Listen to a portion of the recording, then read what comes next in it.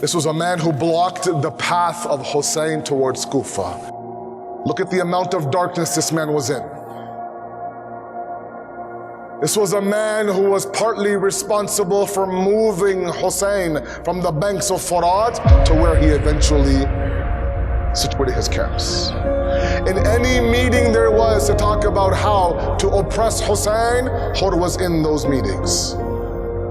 He was considered to be one of the commanders of that army. Darkness upon darkness upon darkness, and the little bit of spark of a light conquered that darkness. He went from la'natullah alayhi to alayhi salam literally in a blink of an eye. That's the power of the light. It's a matter of you discovering it.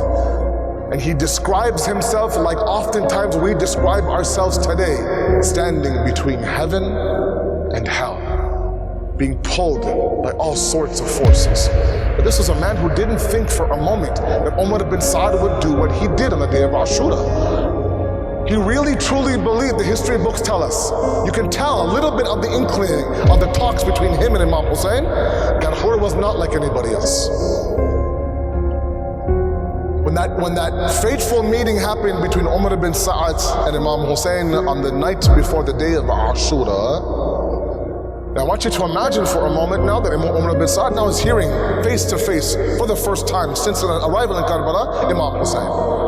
What Imam Hussain said, I have no idea, but his words always, of course, are powerful. They resonate to the soul level.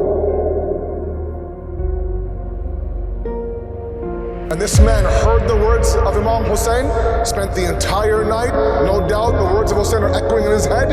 He wakes up one morning and Hur asks him, Umar ibn Sa'd, what is the plan today? He says, we're going to attack today. Hur says, you're going to kill the son of Fatima? He says, I have to. I have no choice.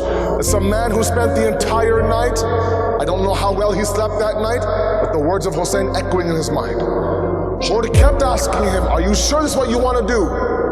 Can we not come to some sort of a treaty or an agreement or something where he goes back to Medina, we go back to Kufa? Is there any way we can do that? No, it has to be done. And at that moment, Hur then looks at 30,000, some say, 72, 100, 150, some books say, on one side. And he made a very difficult choice. He had all the dunya waiting for him. Yazid promised all the riches, all the rewards, all the merits, all the government, all the power to those who would defeat Hussain, to those who would bring Hussein's head to him.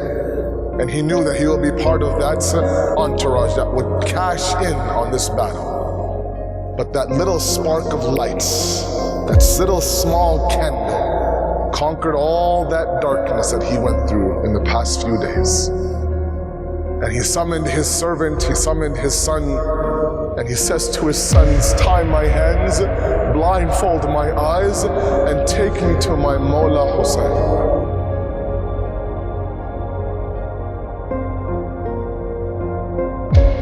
They make their way towards Imam Hussein's qafilah. Imam Hussain says to Abu al-Fazl Abbas, there's some people approaching our tents, go see what's going on. And as they became closer, Abu al-Fazl reports back to Imam Hussain and says, Mawla, it's Hur, it's his son, he's blindfolded, he's coming towards us. Let him come. This was the same Hur that at that moment when there was a confrontation outside at the outskirts of Karbala between him and Imam Hussain, and Imam Hussain said a very dangerous statement, that Hur, may your mother cry over your grave. And Hur responds and saying, Hussain, if your mother was anybody else but Fatima, I'd reply to you, but I'm majboor, your mother is Fatima, I can't say anything. That Hur now is coming towards Imam Hussain. They say that Imam Hussain now welcomes Hur. Hur falls at his feet. Imam Hussain picks him up, kisses him, hugs him, and says, Hur, you came to me back then when I had all the water for you and your horses, but you're coming to me now as my Mehman, as my guest. I don't have a drop of water for you or your son. Mawla